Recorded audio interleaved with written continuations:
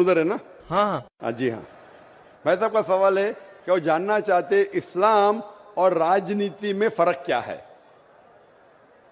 اسلام آتا ہے لفظ سلام سے، جس کا معنی امن، اور کوئی بھی انسان اگر اپنی زندگی اللہ سبحانہ و تعالیٰ کے احکامات کے مطابق بسر کرتا ہے اسے کہتے ہیں مسلم.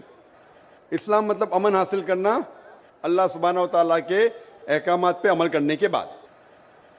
راجنیتی ہے جسے کہتے ہیں انگریزی میں پالیٹکس. پالیٹکس سے کس طریقے سے راج کو چلانا، راجنیتی کس طریقے سے راج کو چلانا، کس طریقے سے ملک کو چلانا، دیش کو چلانا. اسلام ایک مکمل دین ہے. اسلام has the solution to all the problems of humanity. اسلام ایک مکمل دین ہے. وہ صرف کچھ چیزوں کے بارے میں ذکر نہیں کرتا بلکہ مکمل دین ہے جو ایک انسان کو کس طریقے سے زندگی بسر کرنا چاہیے اس دنیا میں اس کے بارے میں ذکر کرتا ہے. یہ پالیٹکس لفظ جو ہے آج کی تاریخ میں پالیٹکس اکثر گندا ہو چکا ہے. تو لوگ جب پالیٹکس بولتے ہیں تو لوگ سمجھتے ہیں یہ گندا شبد ہے، لیکن اسلام میں الحمدللہ کس طریقے سے دیش پہ حکومت کرنا اس کے بارے میں بھی ذکر ہے. آج کی پالیٹکس اور اسلام میں زمین آسمان کا فرق ہے، لیکن اسلام میں پالیٹکس ہے. اسلام مانتا ہے خلافت میں ایک خلیفہ ہوتا ہے، اور وہ خلیفہ جو ساری خلافت میں اونچا درجہ لگتا ہے وہ ڈیسیشن لیتا ہے بیسڈ آن قرآن اینڈ صحیح حدیث.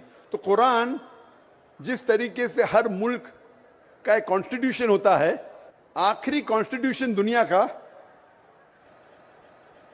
یہ قرآن از دا ورلڈ کانسٹیٹیوشن. ساری دنیا کا کانسٹیٹیوشن قرآن ہے. کس طریقے سے زندگی کو بسر کرنا چاہیے، کیا چیز فرض ہے، کیا چیز حرام ہے، کیا چیز مباح ہے، اس میں ساری ڈیٹیل ہے. اور اس کی جو تشریح ہے یا تفسیر آپ بولیں گے وہ ہے صحیح حدیث. اللہ کے رسول کی صحیح حدیث، جو اللہ کے رسول نے کہا، جو صحیح حدیث ہے. یہ دونوں کو لے کے اگر آپ ملک یا دنیا کو چلائیں گے تو یہ اسلام کے مطابق چلیں گے اور ہمیشہ انشاءاللہ دنیا میں امن رہیں گا. افسوس کی بات ہے کہ آج دنیا میں ایک بھی ملک نہیں ہے جو میں کہہ سکتا ہوں کہ 100% قرآن اور صحیح حدیث پہ چل رہا ہے.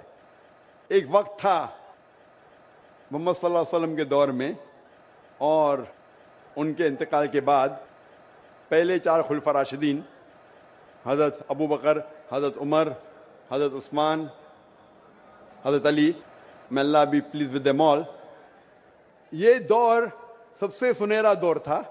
اور صحیح راجنیتی آپ جاننا چاہتے تو ان کو دیکھیے، ان کے دور کو دیکھیے، اللہ کے رسول اور پہلے 4 خلفاء راشدین کے دور. ان میں آپ کو سب سے بہترین مثال ملیں گی کس